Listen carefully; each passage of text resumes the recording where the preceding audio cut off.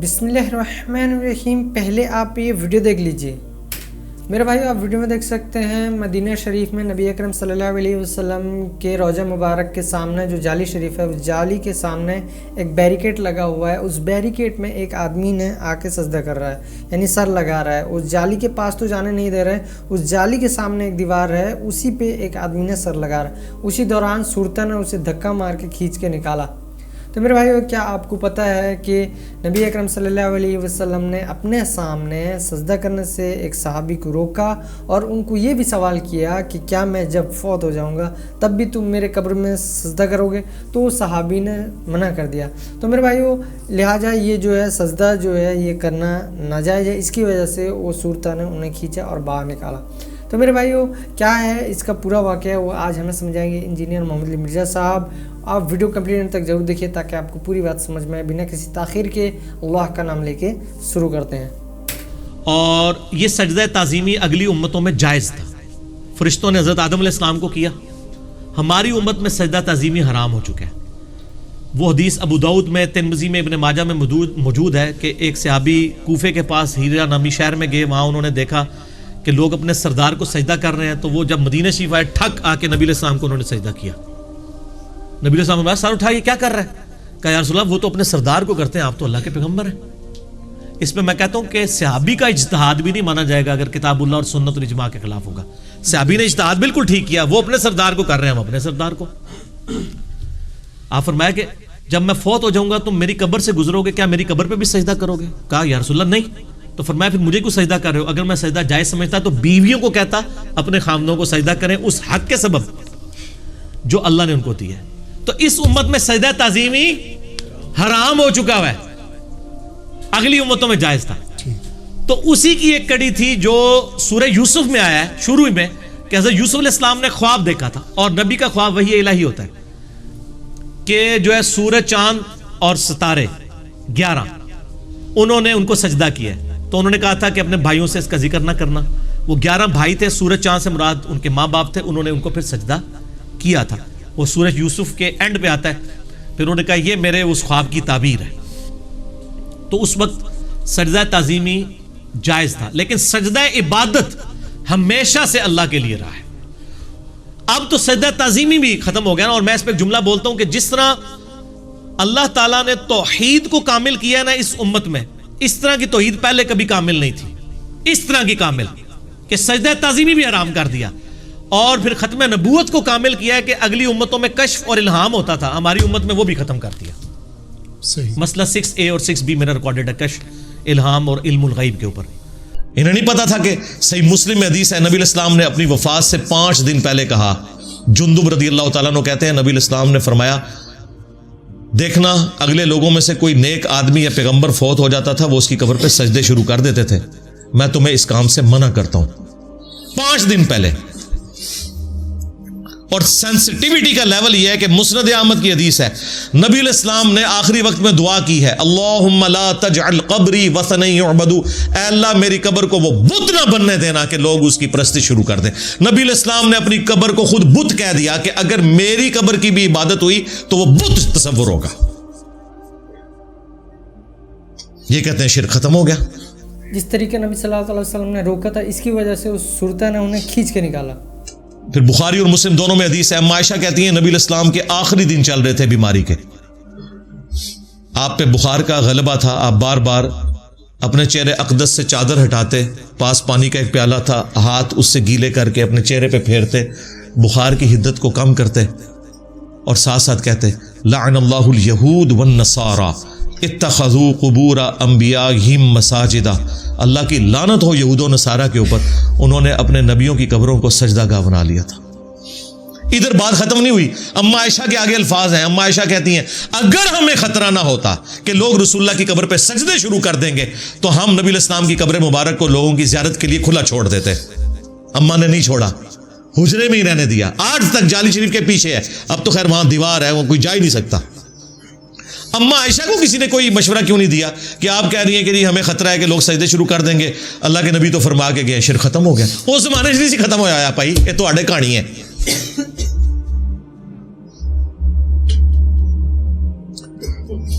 پھر ایک اور حدیث ہے بخاری اور مسلم دونوں میں، نبی علیہ السلام کے آخری دن چل رہے ہیں، 3 بیویاں آپ کے پاس بیٹھی ہوئی ہیں. ظاہر ہے نبی علیہ السلام دنیا سے جا رہے تھے، سب سے زیادہ تکلیف رسول اللہ کے اہل البیت کو ہی ہو سکتی تھی، تو بیوی تو آخری وقت میں ساتھ ہی ہوگی، کوئی وصیت مل جائے. 3 بیویاں کون سی؟ ام عائشہ، ام سلمہ، ام حبیبہ رضی اللہ عنہن وعلیہم السلام اجمعین. اور یہ جو 2 بیویاں یہ تو سینئر ہیں، ام حبیبہ اور ام سلمہ، یہ اتنی سینئر مسلمان ہیں، سابقون الاولون میں سے ہیں کہ انہوں نے ہجرت حبشہ بھی کی ہوئی ہے، جو ہجرت مدینہ سے بھی بڑی ہجرت تھی، جو اس سے پہلے ہوئی تھی، اور اس میں یہ اپنے ایکس ہسبینڈز کے ساتھ تھی. بعد میں پھر یہ نبی علیہ السلام کی بیویاں بنی. اتنی سینئر وہ 2 بیویاں نبی علیہ السلام کی. وہ آپس میں بات کرتے ہوئے کہتی ہیں کہ جب ہم حبشہ گئے تھے ہجرت پہ، ہم نے ماریا نام کا ایک گرجا دیکھا تھا، وہاں پہ کچھ تصویریں لٹکی ہوئی تھی. نبی علیہ السلام تکلیف کے عالم میں ہے، آخری دن ہے، بیماری ہے، آپ اٹھ کے بیٹھ گئے. آپ نے فرمایا ان میں یہی خرابی تھی، جب ان میں کوئی نبی فوت ہو جاتا تھا، نیک آدمی مر جاتا تھا، اس کی قبر کے اوپر تصویریں لٹکا دیتے تھے اور پھر وہاں پہ سجدے شروع کر دیتے تھے. قیامت کے دن یہ لوگ بدترین مخلوق بنا کے اٹھائے جائیں گے. نبی علیہ السلام کو اپنی دنیا سے رخصتی کے وقت سب سے زیادہ جو ٹینشن ہے نا وہ شرک کی ہے، اور یہ مولوی کہتا ہے شرک ختم ہو گیا، کیونکہ اس نے کرنا ہے اور کروانا ہے شرک. یہ وجہ ہے، یہ کسٹوڈین ہے شرک کے. توحید پہ بات کرنے کو انہوں نے جرم بنا دیا. تو توحید کی کوئی بات کرے اے تے بھابیاں نہیں گلاں نے، ہاں، اور وہابیوں میں بھی یہی بیماری ہے، اہل بیت کی کوئی بات کرے اے شیعہ والی گلاں نے، پھر تانوں ٹھیک کہندے نے بریلوی کہ اے وہابیاں والی گلاں نے. نہیں ہم تو قرآن حدیث بیان کرتے ہیں، تو ہم بھی 2812 بخاری سے بیان کر رہے ہوتے ہیں، ہاں، اپنی ذاتی کتاب سے تو نہیں بیان کر رہے ہوتے. تو بیماری ایک ہی ہے سارے فرقوں کے. پھر بخاری اور مسلم دونوں میں حدیث ہے، نبی علیہ السلام نے فرمایا تم بھی اگلے لوگوں کے پیچھے چل پڑو گے، قدم با قدم، بالشت بر بالشت، حتیٰ کہ اگلے لوگ اگر گوہ کے سوراخ میں بھی داخل ہوئے تم بھی وہی کام کرو گے. صحابہ کرام نے پوچھا یہ اگلے لوگوں سے مراد کیا یہود و نصارہ ہے؟ آپ نے فرمایا اگر وہ مراد نہیں تو اور کون سے لوگ مراد ہیں؟ اچھا، اب یہ حدیث ان کے لیے بڑی مصیبت تھی، تو ڈاکٹر اشرف جلالی صاحب کہتے ہیں نہیں، اس سے مراد ہے تم بھی اگلے لوگوں کی طرح فیشن شروع کر دو گے. دیکھو نا آج کل لوگ پینٹ شرٹ پا رہے ہیں، ٹائی پا رہے ہیں، خام خواہ اس کو اس میں داخل کر دیا ہوا ہے، اس کا کیا لینا دینا اس کے ساتھ؟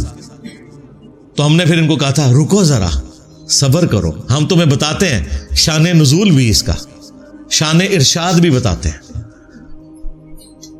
اور وہ ہے جامع ترمذی کے اندر. غزوہ حنین کے موقع پر نبی صلی اللہ علیہ وآلہ وسلم مشرکین عرب کے خلاف آخری جنگ لڑنے جا رہے تھے فتح مکہ سے 3 مہینے کے بعد. راستے میں ایک درخت آیا جسے ذات انوات کہا جاتا تھا. وہاں پہ مشرکین عرب اپنا اسلحہ لٹکایا کرتے تھے برکت لینے کے لیے. چند نیو مسلم صحابہ کرام جو ابھی اتنے میچور نہیں تھے، انہوں نے کہا یا رسول اللہ آپ بھی ہمارے لیے ایک درخت مقرر کر دیں، اس سے ہم برکت حاصل کر لیں. عبادت نہیں کرنی، برکت حاصل کر لیں. نبی علیہ السلام کو غصہ آیا، میں سبحان اللہ، اللہ پاک ہے. اس میں معذوف تھا عما یشرکون، ہر اس شرک سے جو لوگ اس کی طرف منسوب کرتے ہیں. آج تم نے وہی بات کر دی جو اصحاب موسیٰ نے کی تھی. پھر نبی علیہ السلام نے سورۃ الاعراف کی آیت نمبر 138 پڑھی کہ جب قوم موسیٰ جو ہے وہ سمندر سے پار لگی تو وہاں انہوں نے ایک قوم کو پایا جو بتوں پر اعتکاف کیے ہوئے، دھیان کیے ہوئے بیٹھے تھے. تو انہوں نے کہا اے موسیٰ آپ ہمارے لیے بھی اللہ کا کوئی بت مقرر کر دیں جس پہ ہم دھیان کر کے بیٹھیں. تو موسیٰ علیہ السلام نے کہا میں ایسی جاہل قوم سے اللہ کی پناہ میں آتا ہوں. نبی علیہ السلام نے کہا جس طرح صحابہ کرام موسیٰ علیہ السلام کے جو تھے انہوں نے اللہ کا بت مانگا، تم نے بھی مجھ سے وہی شرکیہ کام ڈیمانڈ کیا ہے کہ درخت مقرر کر دو. حالانکہ درخت عبادت کے لیے نہیں مانگا تھا، صرف برکت کے لیے. اب صحابہ کو کون بتائے کہ میرے نبی کی سینسٹیوٹی کا لیول درست تھا. آج بھی لوگ مزارات کے اوپر درختوں پہ ٹاکیاں باندھ رہے ہیں جی. آج بھی لوگ شلواریں لٹکا رہے ہیں، اور پیر شلوار شاہ ویکھی نا ویڈیو، ہاں، مزارات کے اوپر شلواریں لٹکا رہے ہیں برکت لینے کے لیے. نبی علیہ السلام کو تو اللہ تعالیٰ نے بتا دیا تھا نا کہ آپ کی امت کے ساتھ یہ ہوگا. تو آپ نے فرمایا تم نے تو وہی بات کر دی جو اصحاب موسیٰ نے کی تھی. سورہ اعراف کی آیت نمبر 138 پڑھی. پھر آپ نے فرمایا تم بھی اگلے لوگوں کے پیچھے چل پڑو گے قدم با قدم بالشت بر بالشت. وہی حدیث جو بخاری مسلم کی ہے. وہ شرکیہ ایکٹیویٹیز پہ تھی, فیشنوں کے اوپر نہیں تھی. اب مجھے بتائیں جو اتنے دھوکے دیتے ہیں اسلام کی خدمت کر رہے ہیں یا اسلام کی پیٹ میں چھرا گھوم رہے ہیں, جو شرک کو ثابت کر رہے ہیں, اپنے شرک کو چھپانے کے لیے توحید کے اوپر ڈاکہ مار رہے ہیں اور کہہ رہے ہیں کہ جی شرک ختم ہو چکا ہوا ہے. اب کیا کر کے بتائیں کہ تمہیں پتہ چل جائے کہ جی ہاں جی شرک ابھی جاری ہے؟ اتنا کچھ تو تمہیں بتا دیا اور تمہارے پلیٹ فارم سے ہو رہا ہے, تم لوگ روک بھی نہیں رہے ہو. تو دیکھو تم نے تو نہیں روکا, لیکن اللہ تعالیٰ نے تمہارے اوپر کتنی بڑی بلا چھوڑ دی ہے. ہائے ہائے ہائے ہائے ہائے, میرے نبی سا ہے ہی کوئی نہیں, تیرے بابے تے شاہ ہی کوئی نہیں. عزتیں ویل کی ہیں تم نے رسول اللہ کے نام کے اوپر, چندے تم نے اللہ اور اس کے رسول کے نام کے کھائے ہیں عز و جل و صلی اللہ علیہ وآلہ وسلم. سواریاں تم نے مکے اور مدینے کی آوازیں لگا کے سوار کی ہیں اور پھینکیے جا کے بغداد میں, اجمیر میں, دیوبند میں, بریلی میں. غداری کی ہے تم نے رسول اللہ کے ساتھ صلی اللہ علیہ وآلہ وسلم. لہذا یہ جو ہمیں مشورے دیتے ہیں نا لوگ, او جی وہ قرآن میں ہے کہ وَلَا تَسُبُّوا الَّذِينَ يَدْعُونَ مِن دُونِ اللَّهِ فَيَسُبُّوا اللَّهَ عَدْوًا بِغَيْرِ عِلْمٍ. لوگوں کے جھوٹے خداؤں کو برا نہ کہو, لوگ انجانے میں تمہارے سچے خداؤں کو برا کہیں گے. تو انجینئر صاحب ذرا ان پہ ہاتھ ہولا رکھا کریں. سرکار یہ کافروں کے بارے میں آیت ہے, غداروں کے بارے میں نہیں ہے.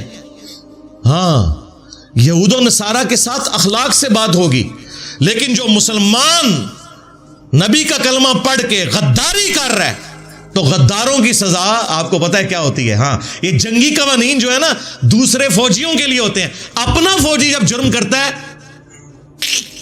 ہاں. تو میرے بھائی امید ہے کہ آپ کو یہ ویڈیو پسند آئی ہوگی اور بات سمجھ میں آئی ہوگی. اور پہلے والے ویڈیو کے ساتھ میں وہ سیکورٹی گارڈ نے جو کھینچ کے نکالے اس کے بارے میں آپ کیا کہتے ہیں کامنٹ کر کے ضرور بتائیے. ملتے ہیں اسی طرح نیکسٹ ویڈیو میں انشاءاللہ. السلام علیکم ورحمۃ اللہ وبرکاتہ.